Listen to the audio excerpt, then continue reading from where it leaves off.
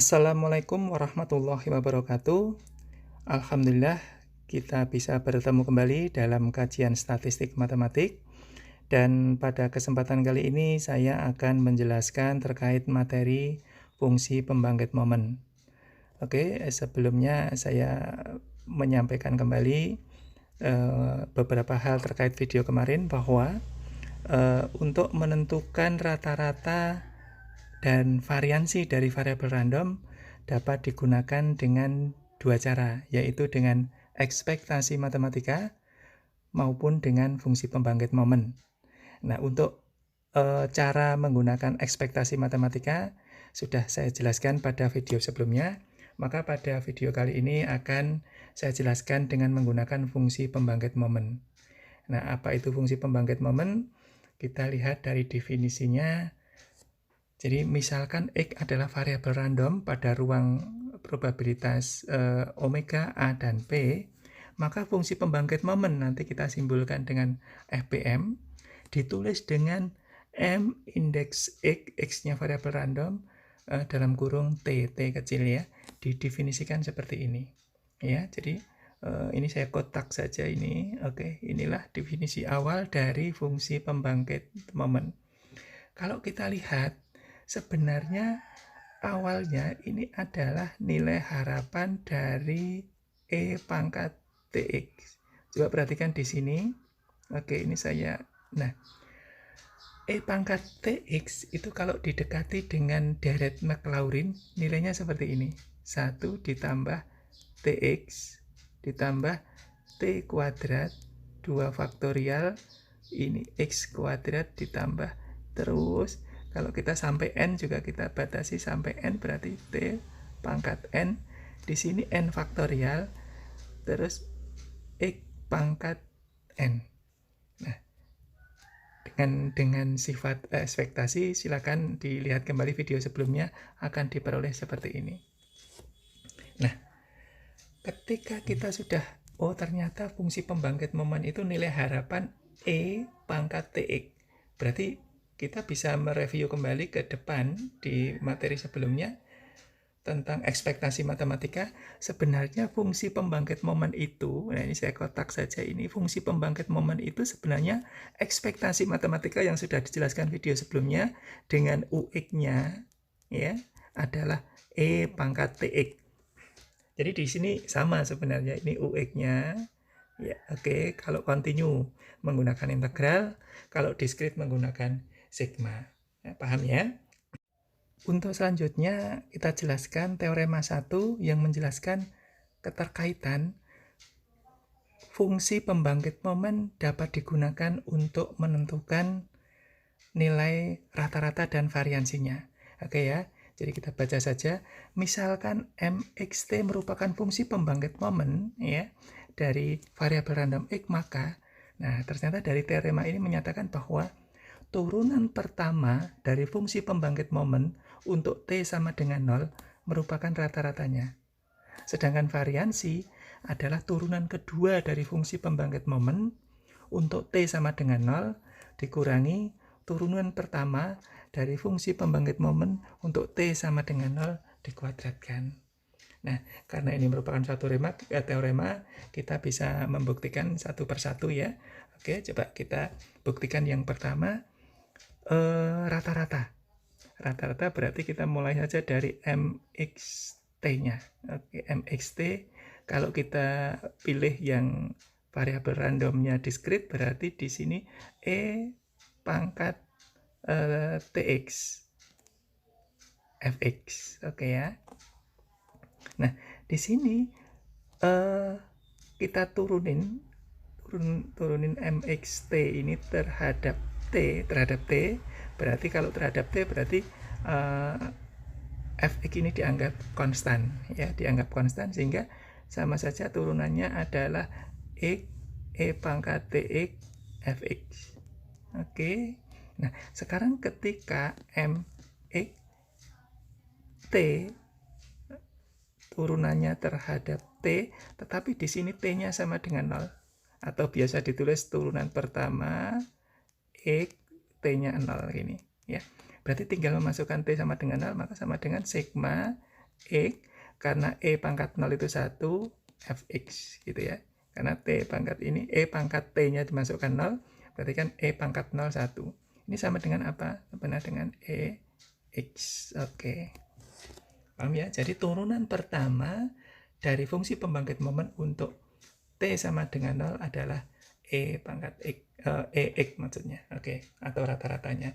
Yang kedua variansi. Nah, tadi saya mulai lagi dari sini, MXT. Oke. Gini sama dengan tadi apa? Kalau diskrit sigma E pangkat TX Fx gini ya. Maka turunan pertama, saya tulis gini aja, turunan pertama untuk T ya. Berarti sama dengan sigma X E pangkat TX Fx. Oke ya. Nah, turunan kedua sama dengan X kuadrat E TX Fx. Nah, sekarang ketika turunan, ini turunan kedua ya tadi ya, turunan kedua, tapi untuk T sama dengan 0, berarti sigma X kuadrat Fx. Atau ini merupakan E dari X kuadrat. Nah, oke, kita buat gini.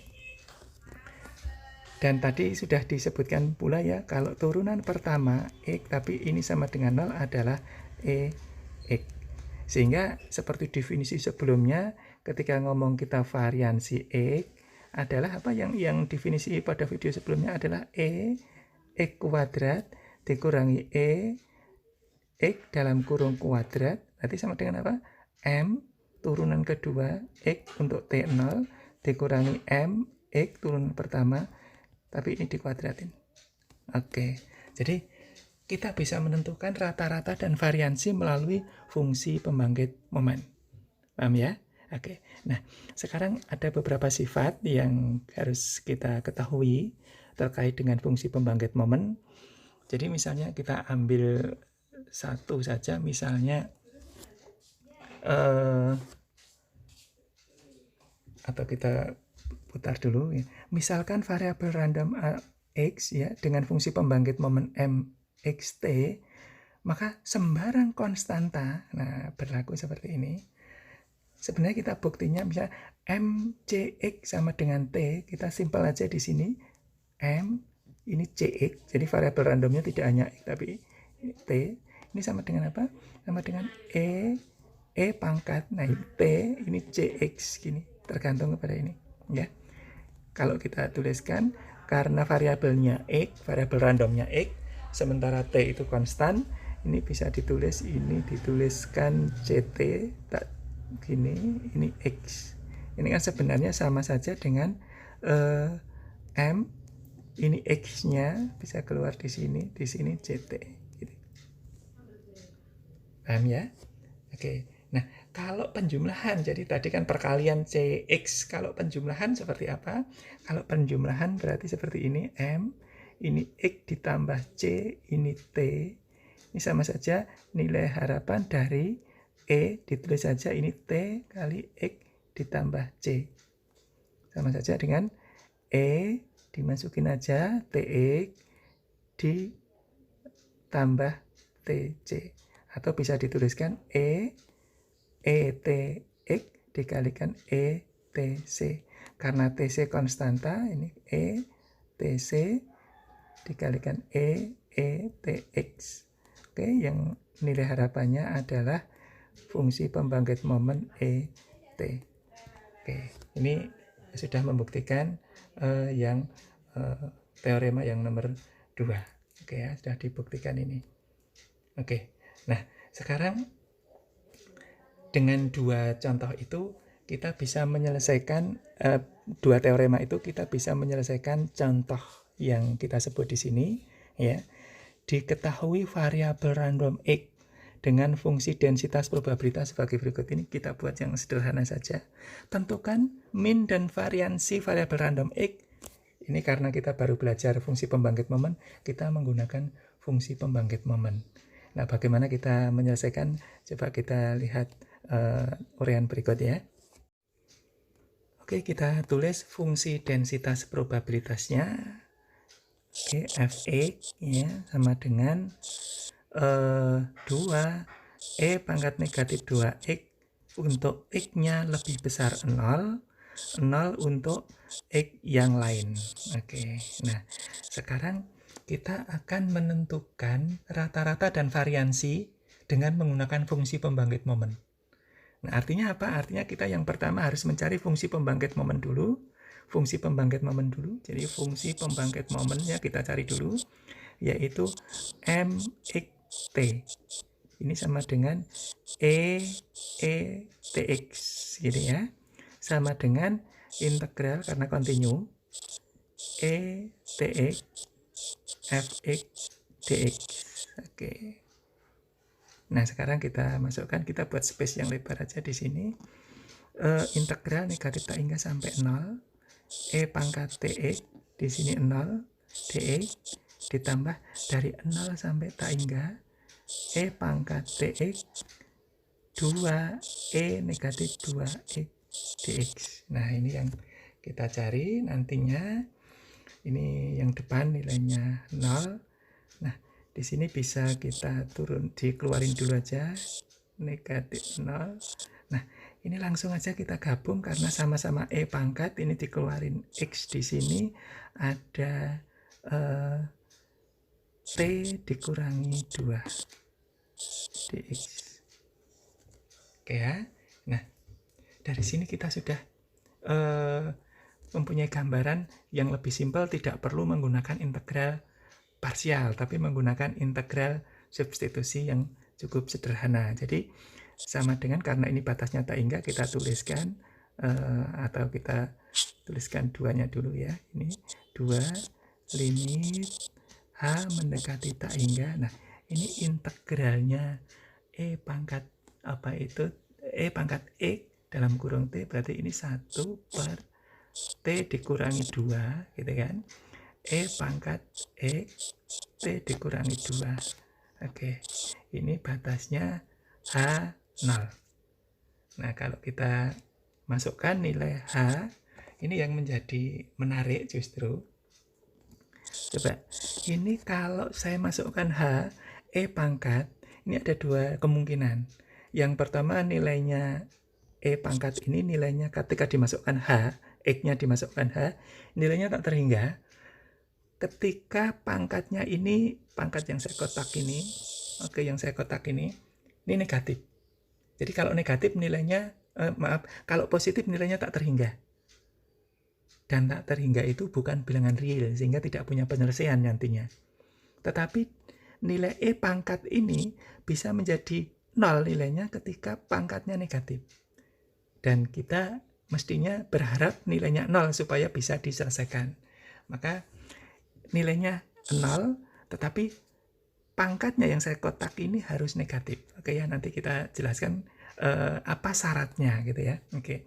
Nah, 0 ketika dimasukkan 0 berarti dikurangi 1 per t, karena ketika dimasukkan 0 pangkat 0 sama dengan 1. Oke, nah inilah yang harus ada syaratnya. Syaratnya apa? Syaratnya pangkatnya adalah negatif, sehingga t dikurangi 2 harus lebih kecil dari 0 supaya pangkatnya negatif, atau t-nya lebih kecil dari 2. Ini prasyaratnya. Kalau ini nggak dipenuhi, maka tidak bisa memperoleh nilai ini. Ini sama dengan karena ini negatif, bisa saya ubah 2, ini 2-nya saya tulis di depan ini. Nah, inilah fungsi pembangkit momennya. Ya, 2 per 2 dikurangi T. Oke ya. Nah, sekarang saya tulis saja di sini, berarti fungsi pembangkit momennya adalah 2 dikurangi T. Ini fungsi pembangkit momennya. Nah, sekarang untuk mencari rata-rata, kita mencari dulu turunan pertama terhadap T. Oke, turunan pertamanya ini terhadap T. Nah, cukup mudah ya. Turunan pertamanya adalah 2 dikurangi T pangkat 2. Oke ya. Nah, selanjutnya turunan pertama ini, atau turunan kedua langsung aja. Turunan keduanya berarti apa ini? Turunan keduanya sebenarnya ini simpel, atau pangkatnya dinaikkan dulu biar jadi 2 kali 2 dikurangi T pangkat negatif 2, gitu lebih enak lagi. sama saja, tapi ini bisa dituliskan 4, ini 2 dikurangi T pangkat 3. Ini turunan keduanya. Nah sekarang, ini sudah berarti rata-ratanya adalah MX, ini T-nya 0. Kalau T-nya 0 berarti ini, kalau dimasukkan T-nya 0 berarti 2 dikurangi 0 kuadrat, berarti sama dengan 2/4, atau sama dengan ini 2, ini kan tadi 2 dikurangi 0 kuadrat gini ya, sama dengan berarti 1.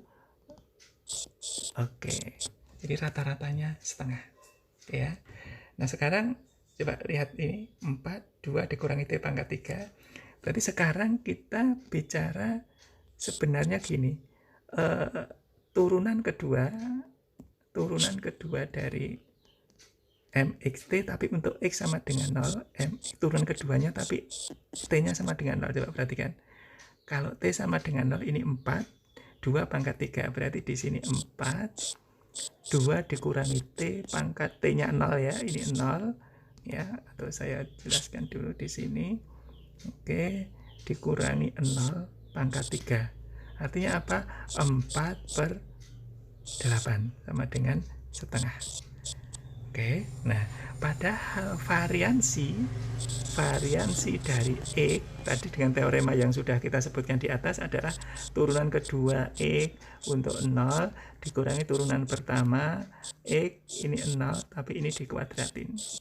Sama saja dengan ini setengah dikurangi setengah dalam kurung kuadrat. Ya, sama dengan setengah dikurangi 1/4 sama dengan 1/4. Oke, berarti kesimpulannya apa? Kesimpulannya rata-ratanya ya, rata-ratanya sama dengan setengah dan variansinya sama dengan 1/4. Nah ini yang kita peroleh ya dengan menggunakan fungsi pembangkit momen. Jadi rata-ratanya adalah setengah dan variansinya 1/4. Saya kira itu untuk awal pembelajaran tentang fungsi pembangkit momen. Semoga bermanfaat. Kita tutup. Assalamualaikum warahmatullahi wabarakatuh.